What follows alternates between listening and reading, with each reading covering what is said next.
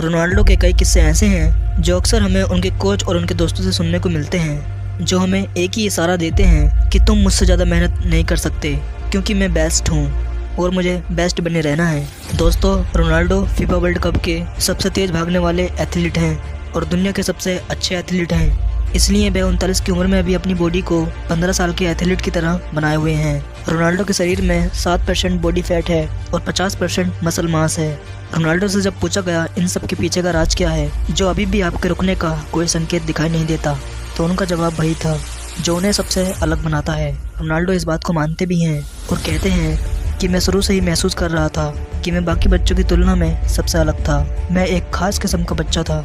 I was a special kid. लेकिन फिर भी रोनाल्डो कहते हैं कुछ टैलेंट बहुत हेल्प करता है, लेकिन निश्चित रूप से काम की नैतिकता।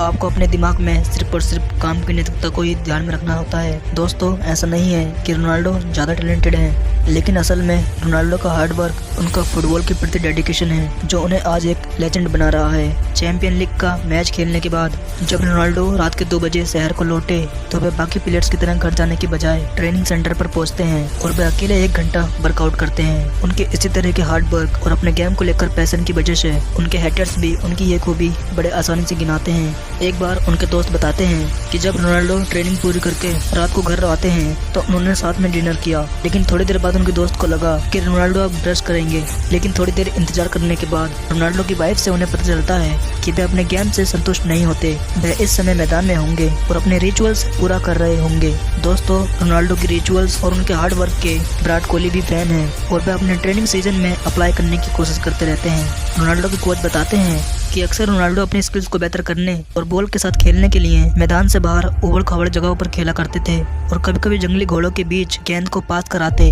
और खुद ही उसे नियंत्रित करने की कोशिश में अकेले घंटों प्रैक्टिस किया करते थे। रोनाल्डो कहते हैं, यदि आप मुझसे जीतना चाहते हैं या मुझे हराना चाहते हैं तो आपको मेरे से ज़्यादा मेहनत करनी होगी, और ऐसा रोनाल्डो कभी होने नहीं देंगे। वो हमेशा अपने कम्पिटिटर से एक कदम चलना आगे पसंद करते हैं और इसके लिए वो कई घंटों क्या कई रातों तक ट्रेनिंग करने के लिए तैयार है।